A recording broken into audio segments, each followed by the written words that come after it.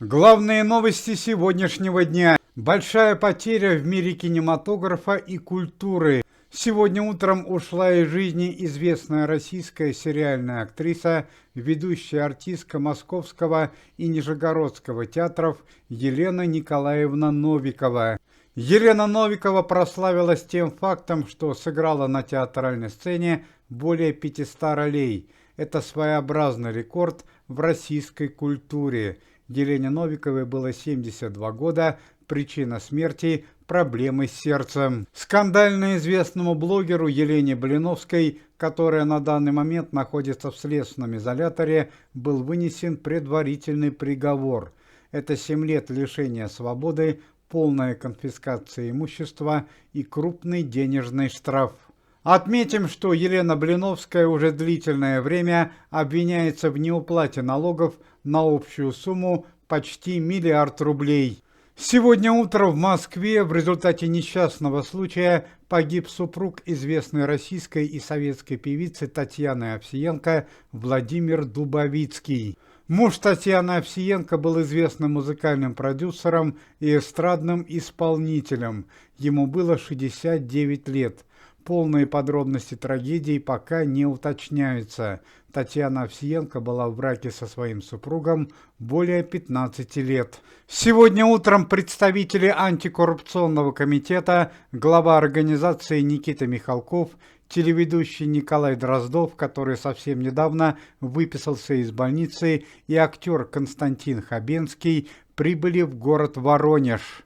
Помимо проверки работы пенсионного фонда, сотрудники комитета примут участие в открытии местного драматического театра и проведут несколько благотворительных концертов. Эти выступления будут полностью бесплатными для жителей города. Два известных российских артиста объявили о своем желании отправиться в зону спецоперации. Это известный композитор, муж певицы Надежды Кадышевой Александр Костюк и российский певец 90-х годов по имени Данко.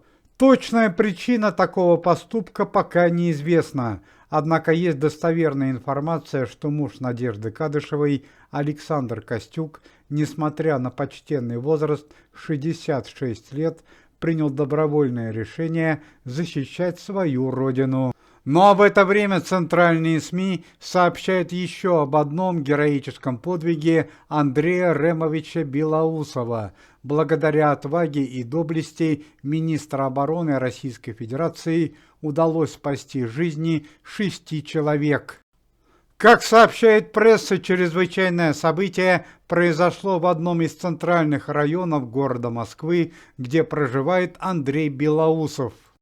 По роду своей профессиональной деятельности Андрей Белоусов редко бывает дома. Однако несколько дней назад Андрею Ремовичу все же удалось вернуться домой. Однако и здесь произошло чрезвычайное событие. По соседству с Андреем Белоусовым проживает крупный чиновник, который устроил шумную вечеринку в своей квартире именно в тот момент, когда Андрей Ремович находился у себя дома. По данным прессы, чиновник и его друзья вели себя не совсем адекватно. Они употребляли спиртные напитки, запрещенные вещества и даже угрожали соседям.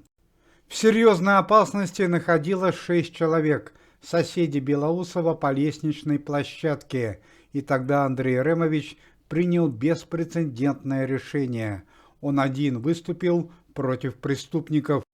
Несмотря на то, что была вызвана полиция, время было ограничено, и Андрей Белоусов вмешался в конфликт. В молодости Андрей Ремович Белоусов занимался боксом, дзюдо и вольной борьбой, поэтому, несмотря на тот факт, что против него было 4 преступников, Андрей Ремович чувствовал себя уверенно. По всей вероятности, чиновник и его друзья в связи с тем, что находились в состоянии алкогольного опьянения, сразу не узнали Андрея Белоусова. Находясь в квартире, они попытались напасть на Андрея Белоусова. У Андрея Ремовича прямо на зимней террасе квартиры возник конфликт с чиновником, который привел к печальным последствиям. Чиновник вел себя неадекватно и угрожал огнестрельным оружием Андрею Белоусову и соседям, и Андрею Ремовичу ничего не оставалось, как перейти к крайним мерам – столкнуть с балкона преступника. В скором времени подъехали стражи порядка, остальные нарушители были арестованы, соседи и Андрей Ремович Белоусов не пострадали. Пресс-служба комитета сообщает несколько печальных новостей из мира шоу-бизнеса и культуры. Известная телеведущая Ангелина Вовк была срочно госпитализирована в больницу имени Боткина. Причина госпитализации – это последствия инсульта, который совсем недавно перенесла Ангелина Михайловна. На данный момент состояние здоровья 82-летней Ангелины Михайловны Вовк стабильно тяжелое. У известного актера Олега Меньшикова обнаружили онкологическое заболевание. На данный момент известный артист проходит спецтерапию из-за тяжелой болезни. В последнее время Олег Меньшиков сильно потерял в весе и облысел, что может говорить о наличии тяжелого заболевания. Несколько дней назад ушел из жизни известный российский композитор Игорь Кадамцев, который написал музыку к таким известным операм, как «Маугли» и «Аленький цветочек». Игорю Кадамцеву было 76 лет. Он скончался после продолжительного и тяжелого заболевания.